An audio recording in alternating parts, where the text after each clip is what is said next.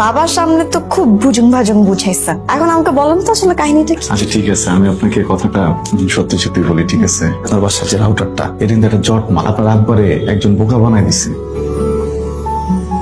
নিজের লাইন নিজে কাইটা লাইলি না, ওই যে আমার ইনকামিং একটু ঝামেলা হইতেছিল, বুঝছো? ইন্টারনেট দিয়ে কাজ করতেছে না, বন্ধ হয়ে গেছে। কি বলেন, লাইন নাই? তাহলে রাউটারটা একটু অফ করেন, অফ করে আবার অন করেন, ঠিক হয়ে যাবো। করছি কিন্তু কোনো কাজ হইতেছে না। আমি 10 মিনিটের মধ্যে আপনার সামনে হাজির থাকবো।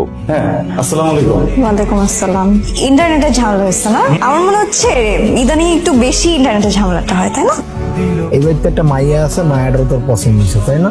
শোন, এই ব্যবসা বাণিজ্য করার মাঝখানে যদি মাইয়া পাইনার দিকে তাকাস তাহলে ব্যবসা বাণিজ্য ক্ষয়ক্ষতি হবে। কিভাবে বলি, এখানে একটা খরচা গেছে না?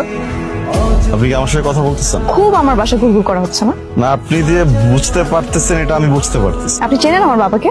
ভদ্র মানুষ, ওনার সাথে আমার সুসম্পর্ক। আমার বাবা যেমন খুব ভদ্র মানুষ, আবার খুব কড়া মানুষ। আপনি কি চান না যে আমি আপনার বাসায় যাই? অবশ্যই চাই না যে আপনি আমার বাসায় যাবেন। আপনি আমার বাসায় কেন যাবেন?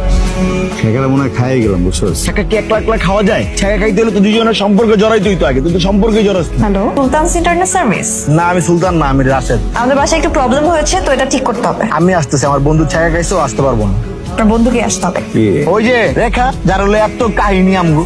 অনেক ফাঁকিবাজি করছি জীবনে, বুঝছো?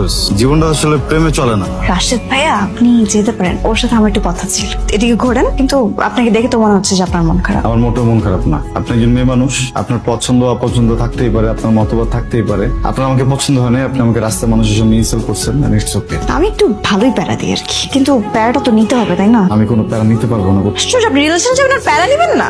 রিলেশনে যাবো কার সাথে? আমার সাথে। আমি যে নাম্বারটা থেকে কল দিচ্ছি ওটা আমার নাম্বার। আপনি ওই নাম্বারে 2 বেলা করে ফোন দিবেন। 2 বেলা করে ফোন দিয়ে সকালবেলা একবার বলবেন যে I love you. I love you. আস্তে, বাবা পাশের রুমে আছে, আমি যদি শুনে ফেলে আপনাকে জুতা পেটান। দোস্ত হয়ে গেছে। কি হয়ে গেছে? দোস্ত প্রেম হয়ে গেছে। কয়েকটা দিনের জন্য বাসায় ছিলাম না, নানু বাড়ি গেছিলাম, আর তুই এর মধ্যে প্রেম করে ফেলছস। দোস্ত আমি তো ওয়েট করতেছিলাম যে তুই কবে আসবে, তোকে কবে বলবো।